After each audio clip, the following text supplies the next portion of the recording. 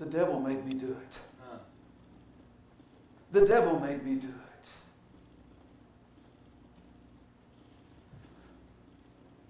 Let me tell you what tonight. The devil doesn't make you do anything. Sin comes because of our own lust. And whatever took place in the garden, whatever the sin was, I've mentioned it before. I know that in the garden we have artists drawing the pictures of Eve holding the apple. And I've made mention of this before, that the reason why that they teach that it's the apple is because if you go back into Greek mythology and bring paganism into the church, how many in here remember reading the story of the golden apple in Greek mythology? In school, we studied Greek mythology in school. It's ironic, even back then you could study, when I was a kid, you could study Greek mythology, but you couldn't study the Bible. But we studied Greek mythology, and we learned the story of the golden apple. And that's how the idea that it was an apple got developed in Christianity.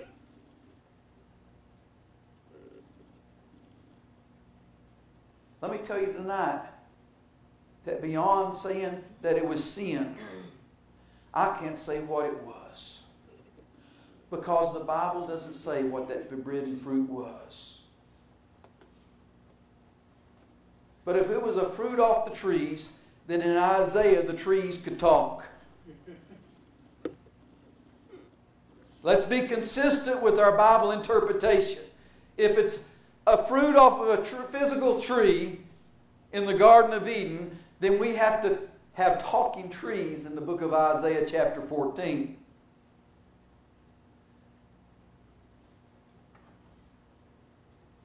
The fruit of the Spirit is peace, love, joy, happiness, long-suffering, and there's not a tree, a physical tree, that you go pick it off of. And the fruit of sin is the same way. There is not a physical tree which you pluck sin off of. Sin is conceived from our own lust. You can't blame it on anybody. You can't blame it on anything. And so when Eve was tempted in the garden, that old serpent is the wicked side of man.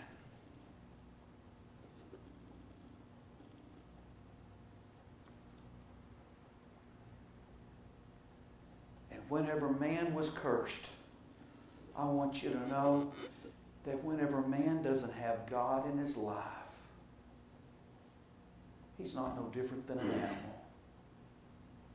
You can go back and look at the things that Hitler done, and you say, how can a human be like that? It's easy. He was in the cursed state of man. Dust was his food. And without God, it's impossible to live right. You go back through history and look at the things that people have done. And perhaps as you look at times that you was in school, or maybe things that you've done yourself, and you think, how could I possibly stoop to the place that I could have ever done that? Brother Andy, it's easy without God, because we were in the cursed state of man. We were cursed to crawl upon our bellies, to eat of the dust of the earth. And the only way that we could rise above that and put our head on the head of Satan and put our head on and conquer that curse that was put upon man is through the blood of Jesus Christ.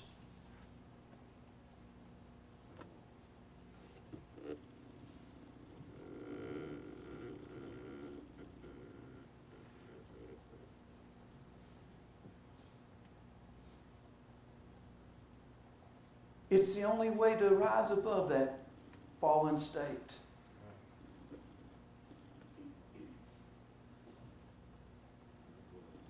When the Bible talks about that the church will bruise his head through Jesus Christ. Now then, he's under our feet. We can rise above that old sinful nature. But here, as we read about Peter and Jesus saying, "Get thee behind me, Satan." What Jesus was seeing was the fallen state of man. That cursed serpent that was cursed to eat of the dust. He wanted it behind him because Peter was letting it get the best of him.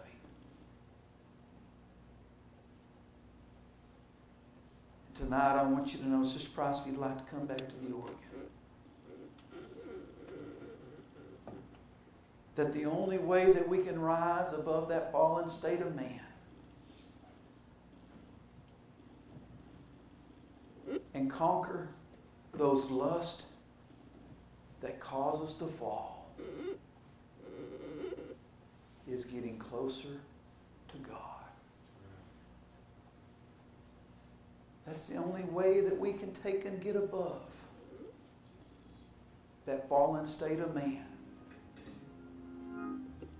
The further we get away from God, the more that fallen state of man is going to rise up within us. But the closer we get to God, we can conquer that fallen state. Amen.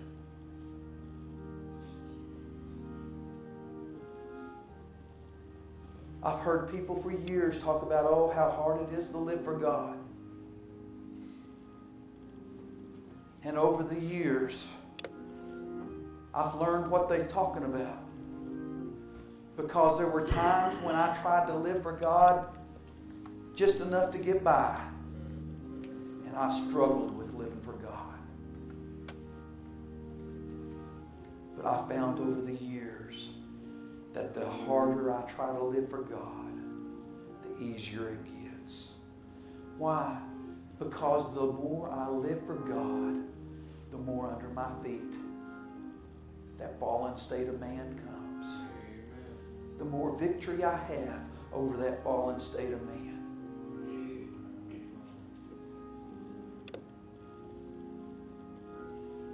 All the rest of the world sit back and maybe still say, oh, the devil made me do it. But you know what? As has been said before in our history, I've met the enemy. I've met the enemy. The enemy's not out there. But the enemy that needs to be conquered is right here. The struggles I go through, this is the enemy. It's not out there. It's not out there. And the only way to conquer this enemy is getting closer to God and having a relationship with Him. It's the only way to conquer this enemy.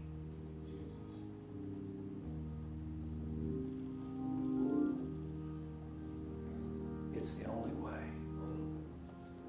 And tonight, if you're struggling with the enemy, I want you to know tonight that there's no better place to conquer the enemy than to bring it to a place that you can crucify it. That's an altar. You may say, what's the altar for? Well, that's what the altar's for. It's so we can crucify this old sinful flesh. Say, God, I need you. I need you.